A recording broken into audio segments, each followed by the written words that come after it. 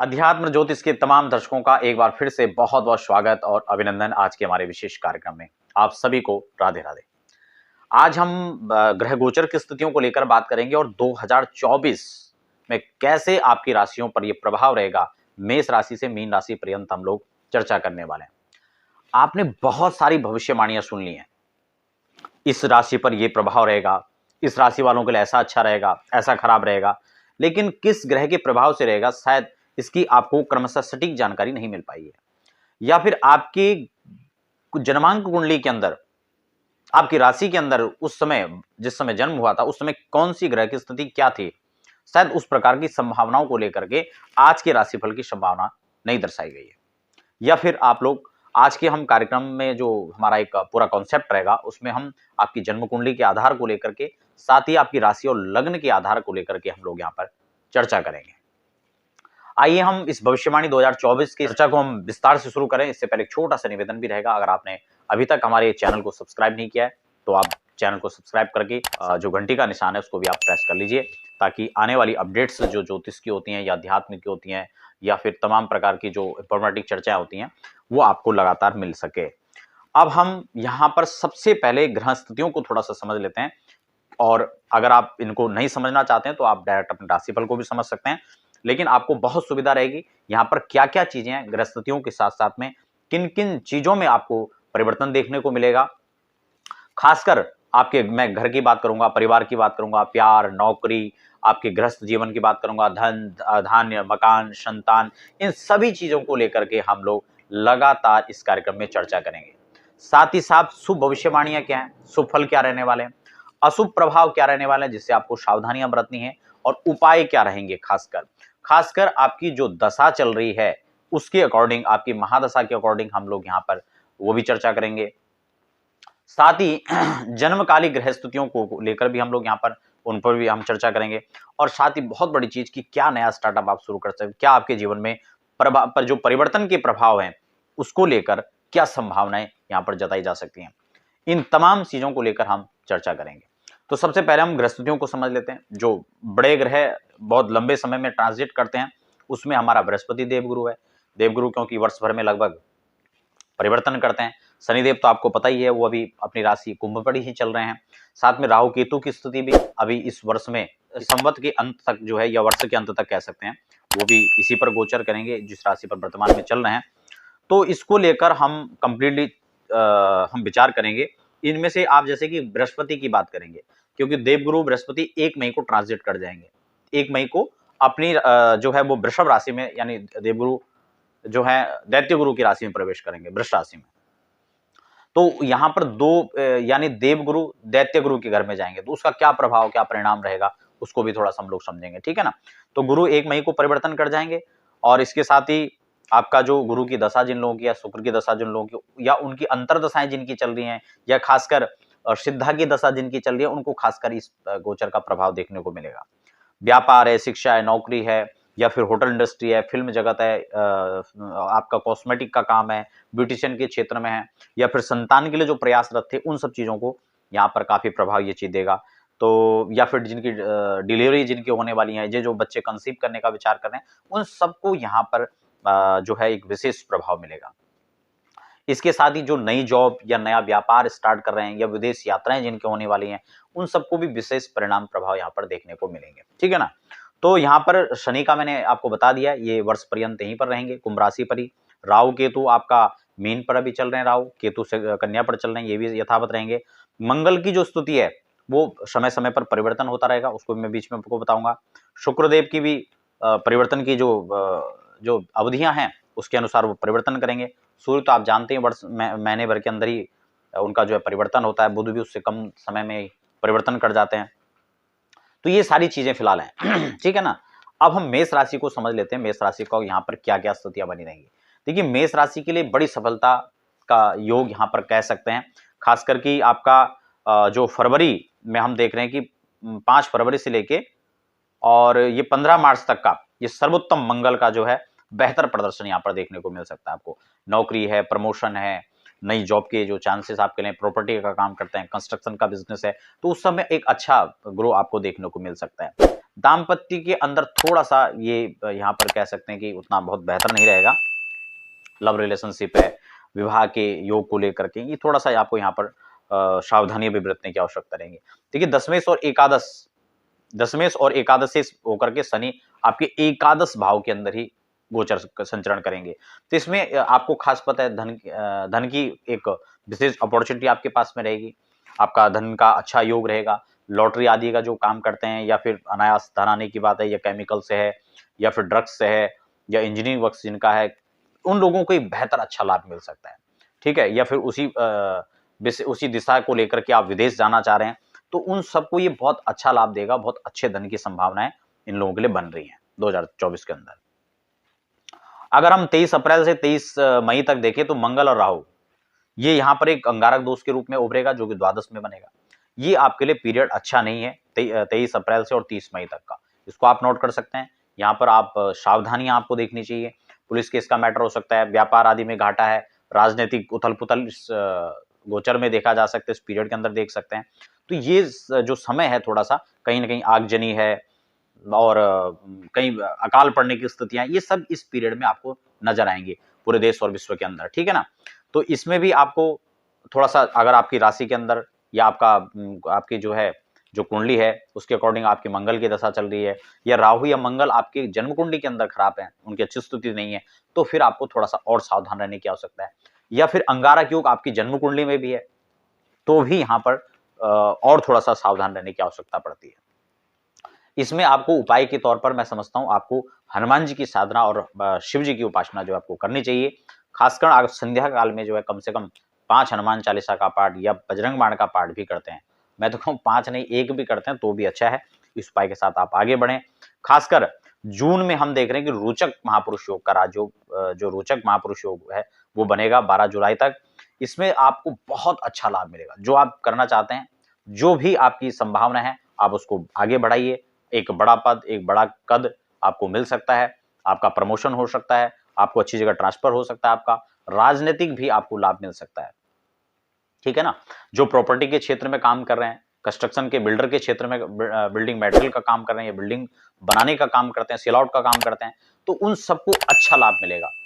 खासकर जो लोग कमीशन एजेंट हैं और कमीशन बेस पर काम करते हैं, वो लोग भी प्रॉपर्टियों का अच्छा लाभ यहाँ पर ले सकते हैं सेल करने में। ठीक है ना। प्लॉट का है या मकान का है या फ्लैट का है, तो ये अच्छा कारोबार इन लोगों को फल फूल सकता है। खासकर जैसे बहुत सारी जगह हमने देखी कि लोग रेंट पर भी जो है आप कमीशन के बेस पर काम करते हैं, उन लोगों को अच्छा यहाँ पर लाभ मिलेगा। तो ये अच्छी संभावनाएं आपको इस पीरियड के अंदर देखने को मिलेंगी। ठीक है ना। लेकिन इसमें भी अगर मंगल आपकी कुंडली के अंदर बहुत अच्छे हैं तो आपको बहुत अच्छा लाभ मिलेगा। अगर मंगल आपकी कुंडली के अंदर अच्छी स्थिति में नहीं है तो आपको इनका जो है मंगल का उपाय करना चाहिए। मंगल से संबंधित आपको जो है कहीं ना कहीं उनके उपाय करने से आपको एक अच्छा लाभ, अच्छा प्रभाव मिल सकता है। 1 मई से मैं देख रहा हूं कि गुरु आपके धन भाव पर गोचर करेंगे, तो इस पीरियड में भी धन वृद्धि का योग बनेगा। ठीक है ना। आपको बड़ा राजपद मिल सकता है। 6 8 और 10 भाव पर, छठे भाव पर, 8वें भाव पर, 10वें भाव पर दृष्टि देवगुरु की रहेगी। अब देखिए ये क्योंकि 1 मई से परिवर्तन हो रहा है आपका। ठीक है ना। मैं जैसा आपको समझा रहा था, तो छठे भाव का ऋण का हो गया, रोग का हो गया, रिपू का हो गया, तो जो आपको इनसे संबंधित परेशानियां थी, कर्ज से आप मुक्ति पा सकते हैं। ठीक है ना। ऋण मोचन का पाठ कीजिए। और यहां पर अष्टम भाव के अंदर अगर किसी प्रकार से आपको कोई पीड़ा चल रही थी, आपको रोग चल रहा था, आपके पेट में कोई समस्याएं थी, किडनी की समस्या थी, खासकर लीवर की समस्या थी, तो ये गुरु की अमृतमय दृष्टि से उन चीजों को आपका ये दूर करने का काम करेंगे।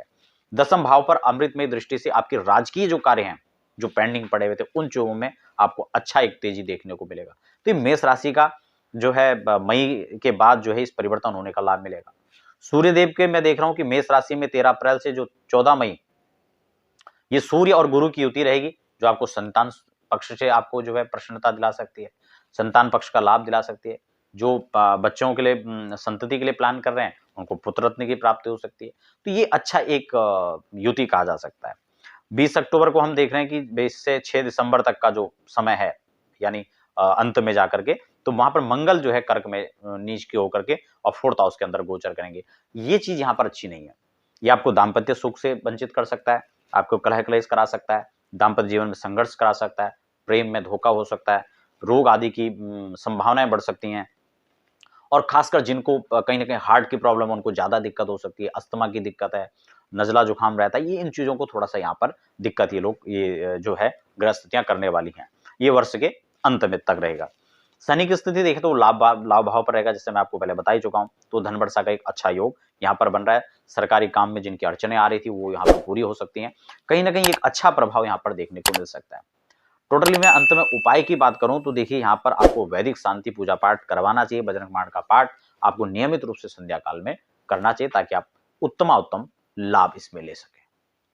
बात करते हैं वृषभ राशि की। देखिए वृषभ राशि की जैसे मैं यहाँ पर बात आपको बता रहा था कि आपका ये 1 मई से तो आपका परिवर्तन देवगुरु का है, आपके द्वादश से एकादश में आ जाएंगे। तो ये स्थिति आपकी अच्छी है, जहां मानसिक तनाव आप उससे मुक्ति पा सकते हैं। खर्चों से जो अत्यधिक खर्चे थे, बेफजूल के खर्चे थे, उनसे आप को जो है मुक्ति मिल सकती है। और धन भाव पर जब ये आएंगे तो पंचम दृष्टि आपके संतान भाव पर रहेगी। संतान सुख मिल सकता है या संतान पक्ष से आपको खुशी मिल सकती है, उनकी नौकरी लग सकती है, उनको नया जॉब मिल सकता है, प्रमोशन उनका हो सकता है। तो इन चीजों की संभावना आपको बनी रहेंगी, ठीक है ना। अगर हम शुक्र की बात करें तो ये शुक्र आपका 19 मई से 12 जून, ये बहुत अच्छा पीरियड है। मालव्य योग का निर्माण होगा वृष राशि वालों के लिए और बहुत अच्छा लाभ आप इस दौरान ले सकते हैं। 31 मार्च से और 24 अप्रैल तक भाग्य भाव में आपके उच्च के मंगल शुक्र रहने वाले हैं, लेकिन ये राहु के साथ में है, ठीक है ना। ये कहां रहेंगे आपके, ये स्थिति आपको बहुत अच्छा इसको नहीं कह सकते हैं। ये आय के भाव में है, ठीक है ना। हालांकि शुक्र के उच्च होने की स्थिति यहां पर अच्छी है, लेकिन ये भ्रम जैसी स्थितियां हो सकती हैं और भ्रम होने के साथ साथ में आपके कामों में अड़चन और व्यवधान भी हो सकता है। आपको शुक्र से संबंधित उपाय करने हैं। चंडी पाठ आप करें, आप माँ भगवती जगदम्बा के मंदिर में आप दर्शन करने जाएं, विशेष वहां पर नारियल चुन्नी का प्रसाद आप जरूर चढ़ाएं। साथ ही हम यहाँ पे देख रहे हैं कि 24 अगस्त से नीच हो जाएंगे पंचम भाव के अंदर, ठीक है ना। तो यहाँ पर संतान पक्ष से पीड़ा हो सकती है, उसमें बाधाएं व्यवधान आ सकता है। तो ये चीजें थोड़ा सा आपको वृष राशि वालों को यहाँ पर देखनी चाहिए। बाकी सूर्य मंगल यथावत, मैं हालांकि इस पर अलग से विस्तार से अलग अलग राशियों पर बहुत अलग से विस्तार करूंगा। तो वृषभ राशि का जो टोटली वार्षिक फल रहेगा मैं उसको लेकर चर्चा आने वाले कार्यक्रम के अंदर करूंगा। लेकिन यहाँ पर राहु केतु आपके पंचम और एकादश पर रहेंगे, ये चीज आपको थोड़ा सा संतान पक्ष से परेशान कर सकती है। राहु के उपाय करते रहे, वैसे एकादश के अंदर ये बहुत खराब नहीं है, तो इसका आपको अच्छा लाभ मिल सकता है। मिथुन राशि के लिए हम बात करते हैं तो बुध इनका जो है जो राशि होंगे वो 14 से लेकर 29 जून, 14 मई से 14 से 29 जून का जो पीरियड रहेगा ये भद्र महापुरुष योग बनेगा। यानी वर्ष भर के सबसे अच्छे समय में से आप इस समय को कह सकते हैं, ये आपको अच्छा लाभ दिला सकता है।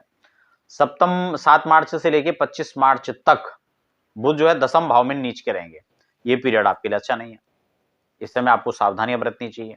और बाकी हम गुरु की बात करें तो गुरु आपका दसम, एकादश और द्वादश के अंदर विचरण करेंगे, ठीक है ना। क्योंकि शुरुआत में ये एकादश भाव में रहेंगे और 1 मई के बाद ये द्वादश में गोचर करेंगे। तो 1 मई के बाद तो द्वादश में उतना बृहस्पति को मोक्ष कारक तो माना जाता है, लेकिन एकादश के अंदर ये स्थिति अच्छी हो सकती है। खासकर आपको फाइनेंशियली आपको ये स्टेबिलिटी दिलाने वाले हो सकते हैं। तो वर्ष के प्रारंभ स्थितियां जो रहने वाली हैं ये बहुत अच्छा रहने वाला है। आप इस समय अपने नए कामों की संभावना को तलाश सकते हैं और इसकी जो दृष्टि रहने वाली है 2, 3, 4, 5, 6, 7 पंचम भाव पर दृष्टि रहेगी, 8, 9 और सप्तम भाव पर रहेगी। जिन लोगों के विवाह नहीं हो पा रहे हैं, विवाह में अड़चन है, तो उन लोगों के विवाह की संभावनाएं या रिश्ते होने की संभावनाएं भी यहाँ पर अच्छी बनती है। दसम और चौथे भाव के अंदर यहाँ पर राहु केतु का संचरण रहेगा, तो ये स्थिति थोड़ा सा आपको घर गृहस्थी के अंदर, परिवार के अंदर ये थोड़ा सा यहाँ पर व्यवधान पैदा कर सकती है। पारिवारिक सुखों में कमी लाने का काम कर सकता है, ठीक है ना। तो इससे संबंधित आपको उपाय करना चाहिए, ताकि वैदिक उपायों को करके या छोटे छोटे राहु केतु के जो उपाय हैं उसको आपको करना चाहिए। कुछ भी नहीं तो आप हनुमान चालीसा या बजरंग बाण शाम को पढ़ें और भगवान शिव की पूजा करें, तो इतने मात्र से भी आपको बहुत अच्छा लाभ मिलेगा यहाँ पर, ठीक है ना। कर्क राशि की बात कर लेते हैं। देखिए कर्क राशि का यहाँ पर क्या है कि जिनकी चंद्रमा की दशा चल रही है या फिर आप ये कह सकते हैं कि जिनका चंद्रमा जन्म कुंडली के अंदर अच्छे हैं उन लोगों को तो इसका बेहतर लाभ मिलेगा ही मिलेगा। लेकिन जिनके चंद्रमा, कोई चंद्रमा तो 2-2.5 दिन में परिवर्तन होता रहता है, तो इनकी स्थितियां थोड़ा सा जो राशि के स्वामी होंगे वो इनके लगातार परिवर्तनशील है। तो कर्क राशि वालों की एक विशेषता ये चरे हुए थी, हमेशा इनका जो है चलायमान स्थिति में रहते हैं ये लोग। और चंद्रमा अगर अच्छे हैं तो अच्छा प्रभाव मिलता है, और चंद्रमा अगर वीक है तो ये मानसिक रूप से बहुत परेशान हो जाते हैं। और कहीं ना कहीं कुछ ना कुछ ऐसी व्यवधाएं, झंझट, समस्याएं इनका पीछा नहीं छोड़ पाती हैं। तो ये चीजें खासकर देखने की हैं कि उनके जन्म कालिक में चंद्रमा की स्थिति क्या है। अगर जन्म कुंडली में चंद्रमा अच्छे हैं, उस समय की पिक्चर अच्छी है चंद्रमा की, तो इन लोगों को अच्छा ही परिणाम मिलता है, और अगर खराब है तो फिर परेशानी का सामना भी इन लोगों को करना पड़ता है। शनि की स्थिति देखें तो अष्टम भाव के अंदर विचरण करेंगे, आयु वृद्धि का योग बनाते हैं, रिसर्च करवा सकते हैं, एक स्टेबिलिटी जो है लाइफ में अभी बनी रहेगी, कोई दिक्कत नहीं है। अगर हम गुरु की बात करें तो ये दसम और एकादश में, तो दोनों में अच्छा है। जब दसम के अंदर रहेंगे 1 मई से पूर्व, तो तब भी ये अच्छा प्रदर्शन करेंगे, आपके सुख भाव के अंदर दृष्टि रहेगी, और जब ये एकादश में होंगे तब आपके पंचम भाव में दृष्टि रहेगी।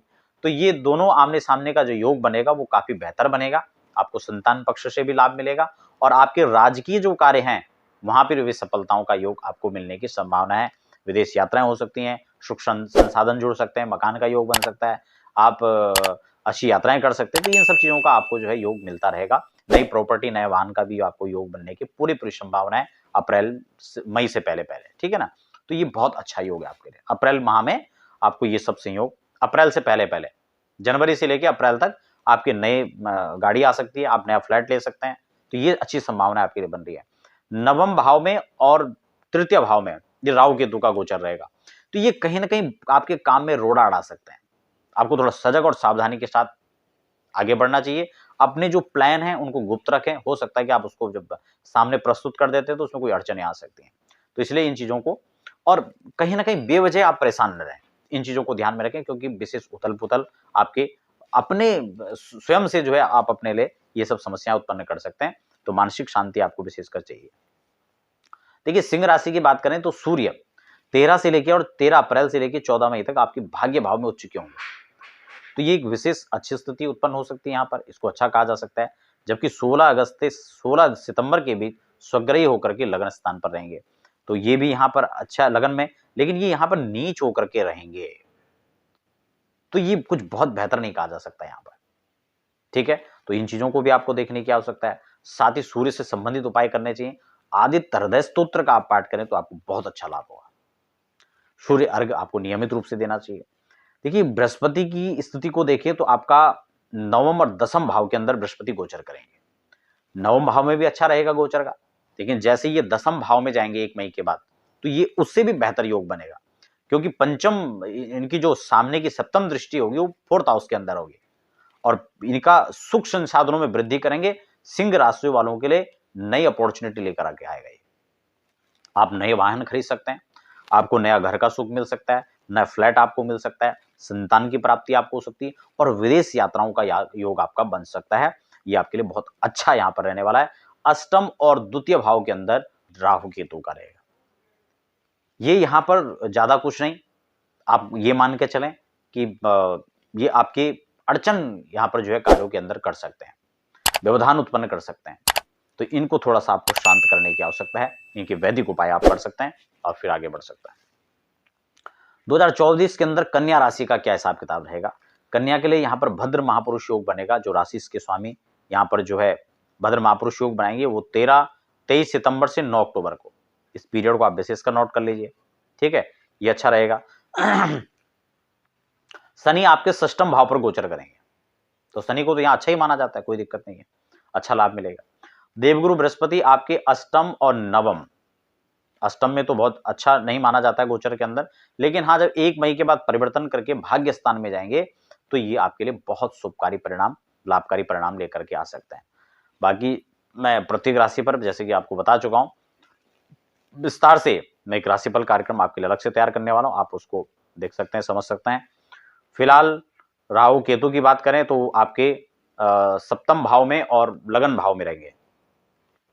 ये स्थिति थोड़ा सा यहाँ पर कन्या राशि वालों के लिए बहुत अच्छा नहीं कहा जा सकता है, क्योंकि लगन पर आपका राहु रहने का मतलब है कि स्वास्थ्य संबंधी परेशानियां आ सकती हैं। सप्तम भाव पर उसकी दृष्टि है। वैवाहिक जीवन में मतभेद हो सकते हैं, लव पार्टनर, लाइफ पार्टनर कहीं ना कहीं इनके साथ झगड़े देखे जा सकते हैं, मनमुटाव की स्थिति देखी जा सकती है, या मिसअंडरस्टैंडिंग जो खासकर जो है एक बड़ी समस्या देखी जा सकती है, वो यहाँ पर देखने को मिल सकता है कन्या राशि के लिए। आपके उपाय के तौर पर मैं आपको कहूँ, आपको यहाँ पर 3 मुखी रुद्राक्ष या 6 मुखी रुद्राक्ष आप पहने तो आपके लिए बहुत अच्छा रहेगा, आप इसका अच्छा लाभ ले सकते हैं गोचर काल में। तुला राशि के लिए बहुत बेहतर स्थितियां रहेंगी। आपके शनिदेव पंचम भाव में रहेंगे, आपके देवगुरु सप्तम और अष्टम स्थान पर 1 मई से विचरण करेंगे, ठीक है ना। राहु केतु की स्थिति आपका छठे और 12वें भाव पर रहेंगे। शुक्र जो है आपके राशि होते हैं, राशि के स्वामी होते हैं। 18 सितंबर से लेकर के 12 अक्टूबर तक एक बहुत अच्छा राजयोग, मालव्य राजयोग की स्थापना यहाँ पर होगी। तो ये पीरियड आपको बहुत अच्छा लाभ दे सकता है, खासकर ब्यूटिशियन के क्षेत्र में जो है, होटल इंडस्ट्री में, फिल्म इंडस्ट्री में जो लोग हैं, या फिर कहीं ना कहीं जिनका ट्रैवल का काम है, उन लोगों को अच्छा यहाँ पर जो है लाभ मिल सकता है, ठीक है ना। आपकी कुंडली के अंदर भी अगर शुक्र अच्छे हैं तो बहुत अच्छे सुखद परिणाम आपको देंगे। अगर मध्यम हैं और निम्न कोटि के हैं तो आपको इनकी थोड़ा उपाय करने चाहिए। ये चीजें आपको फिर भी गोचर काल में अच्छा लाभ दे सकती हैं। देवगुरु बृहस्पति की स्थिति को जैसे कि हम देख रहे हैं कि ये आपका सप्तम और अष्टम भाव पर गोचर करेंगे। 1 मई के बाद अष्टम में चले जाएंगे तो गोचर का बृहस्पति आपको यहाँ पर बहुत अच्छा नहीं कह सकते हैं, लेकिन 1 मई से पहले का जो समय है ये आपके लिए काफी अच्छा हो सकता है। लेकिन संयोग की बात है कि तब मालव्य योग भी आ जाएगा तो शुक्र का आपको अच्छा लाभ मिलेगा। तो मिला जुला फल आप समझ सकते हैं इसको। छठे और 12वें भाव के अंदर राहु केतु रहेंगे, ये यहाँ पर खराब नहीं माने जाते हैं। छठे भाव के अंदर राहु, इसलिए आप इससे भी निश्चिंत रहें, आपको इसका अच्छा लाभ मिल सकता है, कोई दिक्कत नहीं है। 31 मार्च से लेकर और 24 अप्रैल तक शुक्रदेव षष्टम भाव में उच्च की होकर रहेंगे, लेकिन राहु के साथ रहेंगे। ये यहाँ पर आपका पराक्रम भी बढ़ाएंगे, धन भाव से भी आपको जो है मजबूत करेंगे। और 24 अगस्त से लेकर 18 सितंबर ये द्वादश में होकर नीच हो जाएंगे। तो नीच होना यहाँ पर उतना अच्छा नहीं है, तो ये थोड़ा सा यहाँ पर समय बहुत अच्छा नहीं कहा जा सकता है। इस चीज में आपको ध्यान रखना है। और आप चाहें तो तीर्थ यात्राएं उस दौरान कर सकते हैं, आप खासकर शक्ति पीठों का दर्शन कर सकते हैं और चंडी का पाठ और रुद्राक्ष सातमुखी ये धारण कर सकते हैं, तो आपका ये गोचर काल अच्छा जाएगा। वृश्चिक राशि की संभावनाओं को अगर हम देखें तो वृश्चिक राशि के अंदर आपका जो राशि के स्वामी मंगल होते हैं वो 5 फरवरी से लेकर 14 मार्च तक मंगल आपका जो है पराक्रम भाव में उच्च राशि के हो जाएंगे। ये आपको बहुत अच्छे मेहनत का परिणाम ये आपको देंगे। खासकर जो बच्चे इस समय तैयारी कर रहे हैं, फोर्स की तैयारी कर रहे हैं, पुलिस प्रशासन में जाना चाहते हैं, आईपीएस की तैयारी कर रहे हैं, उन लोगों के लिए बहुत अच्छा समय है। जो नया कंस्ट्रक्शन का बिजनेस इन्होंने स्टार्ट किया है, जो बॉडी बिल्डिंग में आगे बढ़ रहे हैं, जो आपका ये कह सकते हैं कि फ्लैट आदि बना रहे हैं, बिल्डर्स हैं, उनके लिए भी ये काल अच्छा जा सकता है और अच्छे लाभ, अच्छे परिणाम उनको मिल सकते हैं। जो नया स्टार्टअप उस दौरान शुरू करेंगे या जिन्होंने किया हुआ है, जिनकी रुकावटें थी, वो रुकावट खत्म होकर के ये मंगल आगे बढ़ाएंगे। लेकिन मंगल की सिचुएशन आपकी कुंडली के अंदर क्या है, ये इसमें देखने वाली बात है, क्योंकि उसी के अनुरूप आपको फल भी मिलता हुआ नजर आएगा। साथ ही विंशोत्तरी महादशा में, अंतरदशा में कौन सी दशाएं चल रही हैं, क्या उसके अनुकूल हैं या प्रतिकूल हैं, क्या आपका मंगल की ही दशा चल रही है, ये सब चीजें भी इसमें आपको इंक्लूड करके देखना चाहिए। अब मैं यहां देख रहा हूं कि 20 अक्टूबर को से लेकर के वर्ष पर्यंत यहां पर ये नीच के हो जाएंगे मंगल, तो ये स्थिति बहुत अच्छी नहीं है। इसमें आपको दुर्घटनाओं का योग बन सकता है, साथ ही साथ आपको फाइनेंशियली भी लॉस हो सकता है, या कोई कोर्ट कचहरी के चक्कर हो सकते हैं। ऐसी स्थितियों में आप इनकम टैक्स की दिक्कत हो सकती है। तो ये सारी चीजें यहाँ पर आपको अच्छी संभावनाओं को नहीं दर्शा रहा है, ठीक है। अगर हम शनि की बात करें तो ये आपके चौथे भाव पर ही रहेंगे, ठीक है ना। पारिवारिक थोड़ा सा कहीं ना कहीं स्थान वृद्धि करो शनि, ठीक है। तो ये जो है स्थान की वृद्धि करेंगे, लेकिन दृष्टि इनकी अच्छी नहीं है। तो दसम भाव के अंदर जब दृष्टि रहेगी तो राजकीय कार्यों में बाधा डाल सकते हैं, ठीक है ना। तो इन चीजों को भी ध्यान देना चाहिए। आपके बृहस्पति की बात करें तो छठे और सप्तम भाव के अंदर रहेंगे। 1 मई के बाद जिन लोगों को शादी के अंदर, विवाह के अंदर जो दिक्कतें आ रही थी वो खत्म हो जाएंगी। लव पार्टनर, लाइफ पार्टनर, उनका अच्छा सहयोग साथ मिलेगा और वैवाहिक जीवन में आपकी अच्छी सफलताएं मिलेंगी आपको। राहु और केतु आपके एकादश और पंचम में, तो ये यहां पर कहीं कहीं अड़चन डालने का भी काम कर सकते हैं। इन चीजों को भी थोड़ा सा आपको देखना चाहिए। आपकी 9वीं राशि जो है यानी धनु राशि, इनके देवगुरु बृहस्पति की हम बात करें, इनके स्वामी हो जाते हैं और ये आपके पंचम और षष्टम भाव पर गोचर करेंगे। 1 मई से पहले ये आपके 5th हाउस के अंदर रहेंगे और फिर ये छठे भाव पर चले जाएंगे।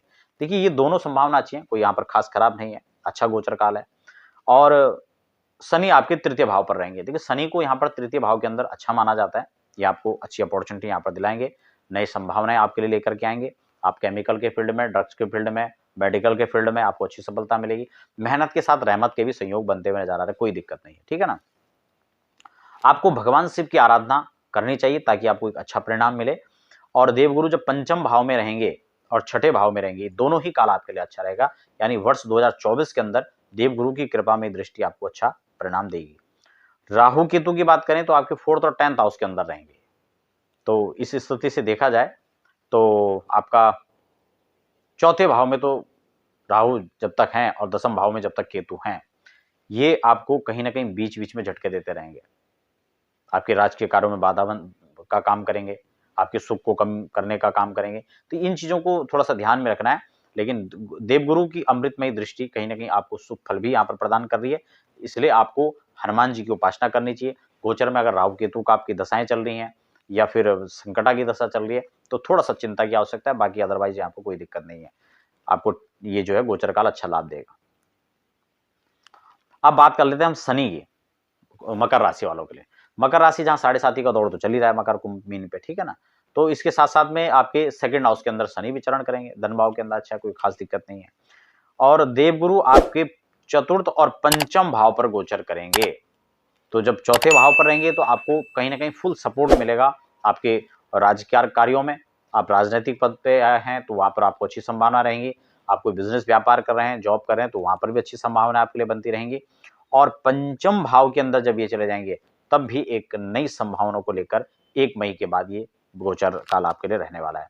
तो कुल मिलाकर जो मकर राशि है इनके लिए भी विशेष इसका लाभ देखा जा सकता है। मैं फुल एक इसके लिए कंप्लीट वीडियो अलग अलग राशि के हिसाब से मैं आपको जस्ट इसका कार्यक्रम एक सीरीज में आपको देने वाला हूं कि क्या क्या इसकी पूरी संभावनाएं रहने वाली हैं, ठीक है। इसके बाद हम बात करेंगे 3रे और 9वें भाव पर जो है आपका राहु केतु गोचर करेंगे। 3रे भाव में राहु को अच्छा माना जाता है, 9वें भाव में केतु आपको आध्यात्मिक वृत्ति के बनाएंगे। तो ये चीजें भी आपके लिए कहीं ना कहीं पॉजिटिव हो सकती हैं। अगर कुंडली के अंदर राहु केतु की स्थिति अच्छी नहीं है तो यहाँ पर थोड़ा सा प्रतिकूल परिणाम केतु दे सकते हैं, ठीक है ना। आपको थोड़ा सा आपकी उदर विकार, मानसिक टेंशन, ये सब चीजों से आपको थोड़ा सा ध्यान में रखने की चीजें हैं। और इससे संबंधित आपको जो है अपना योग, उपाय, प्राणायाम ये भी करते रहना चाहिए। और एक मंदिर में जाकर के आपको केतु के लिए एक ध्वजा और एक घंटी आपको समर्पित करनी चाहिए, जिससे आपको अच्छा लाभ, अच्छा परिणाम मिलेगा। बात हम कुंभ राशि की कर लेते हैं। कुंभ राशि के लिए 6 महापुरुषों का राजयोग का निर्माण चल ही रहा है, वो आपके लगन पर ही रहेंगे। और देवगुरु आपके 3य और 4th भाव पर 1 मई से 4थे भाव पर चले जाएंगे। अगर किसी प्रकार की कोई अवरोधताएं हैं, अगर आपके किसी कार्यों में अड़चन है तो वो व्यवधान 1 मई के बाद खत्म होता हुआ यहाँ पर नजर आ रहा है। देवगुरु की क्या स्थिति आपकी कुंडली के अंदर उसको भी जरूर देखें कि आपकी देवगुरु की दशा चल रही है या मंगल की दशा चल रही है या फिर आपकी धनु राशि है या फिर मीन राशि है। ये सब चीजें भी यहाँ पर थोड़ा सा मैटर करती हैं, उसके अकॉर्डिंग ये फल आपको यहाँ पर देने वाली हैं। तो कुल मिलाकर के ये अच्छा संयोग कहा जा सकता है। 2रे और 8th भाव के अंदर राहु केतु की स्थिति रहेगी। धन भाव में यहाँ पर अचानक धन का जो है अभाव बना देना, अचानक से धन की वृद्धि कर देना, ये सब चीजें यहाँ पर देखी जा सकती हैं। सट्टा, लॉटरी आदि का काम, इससे आपको लाभ मिल सकता है, ठीक है ना। या फिर जिनके शराब के काम है, सराफे का काम है या फिर 2 नंबर के जो काम है वो इन पे काफी फलीभूत होते हैं और काफी इनके लिए उतार चढ़ाव स्थिति यहाँ पर नजर आती रहती है। अंतिम और मीन राशि, देखिए अंतिम राशि मीन राशि का हम अगर देखें तो 7.5 के दौर से आप भी गुजर रहे हैं, ठीक है ना। प्रारंभिक 7.5 है। देवगुरु आपके शनि आपके द्वादश में है, ठीक है ना। तो द्वादश शनि यहाँ पर खर्च बहुत कराएंगे आपको, लतेड़ पतेड़ शुरू हो चुकी है, जीवन का उथल पुथल शुरू हो चुका है। तो 7.5 का पूरा आपको जो है अनुकूल फल मिले, आपके लिए खराब न रहे, उसके लिए भगवान शिव की आराधना करते रहें। साथ ही साथ 2रे और 3रे स्थान पर देवगुरु रहेंगे। 2रे स्थान पर 1 मई से पूर्व जहां इनका गोचर रहेगा तो धन भाव पर अच्छी स्थिति को लेकर के आएंगे। लेकिन पराक्रम में जाने के बाद भी कोई चिंता की आवश्यकता नहीं है। वहां पर भाग्य भाव के अंदर उनकी अमृतमयी दृष्टि रहेगी, भाग्य का सपोर्ट आपको मिलता हुआ नजर आएगा। कुल मिलाकर के आपको ध्यान देने वाली बात यह है कि आपको भगवान शिव की आराधना जरूर करनी है, इससे आपको अच्छा लाभ मिलता हुआ नजर आएगा। लगन और सप्तम के अंदर राहु केतु की स्थिति रहेगी, ये कहीं ना कहीं आपके आपसी रिश्तों में दरार डालने का काम करेगा। आपसी अंडरस्टैंडिंग जो है उसमें कहीं ना कहीं कमी लाने का काम करेगा। आपकी लव लाइफ, बिजनेस लाइफ, आपकी लव पार्टनर, लाइफ पार्टनर, उनके साथ कहीं ना कहीं मतभेद की स्थिति यहाँ पर देखी जा सकती है। तो उन चीजों को आपको थोड़ा सा ध्यान में रखने की आवश्यकता है। उपाय के तौर पर हमको क्या करना चाहिए, आप 7 मुखी रुद्राक्ष यहाँ पर पहन सकते हैं। गौरी शंकर रुद्राक्ष, खासकर जो नई पीढ़ी है, नए युवा हैं, उसको धारण कर सकते हैं। और एक वैदिक मंत्रोच्चार के साथ मंत्रोपैथी का प्रयोग भी कर सकते हैं ताकि उसका एक अच्छा और सुखद परिणाम मिल सके। तो दर्शकों, ये था मेष से मीन राशि पर्यंत राशिफल। हम क्रमशः प्रत्येक राशि पर अलग अलग एपिसोड लेकर बहुत जल्दी आपके साथ आप रूबरू होंगे। तब तक के लिए हमें दीजिए इजाजत। धन्यवाद।